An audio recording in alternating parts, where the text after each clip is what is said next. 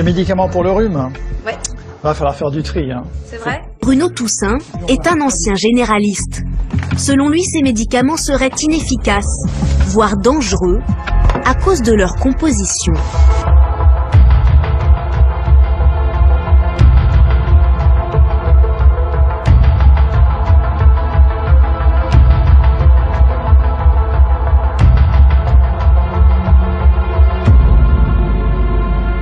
Si on prend le paracétamol, ça va calmer un peu la fièvre si on a beaucoup de fièvre.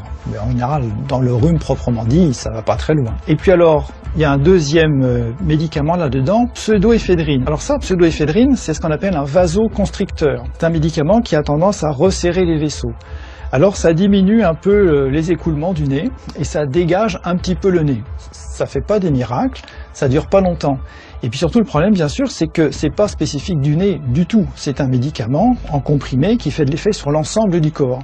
Donc ça a tendance à augmenter la tension artérielle et ça peut resserrer d'autres vaisseaux que ceux du nez, par exemple ceux du cœur ou ceux du cerveau. Ces effets secondaires sont bien signalés sur les notices. Risque d'accidents vasculaires cérébraux, d'hypertension artérielle et même d'infarctus du myocarde.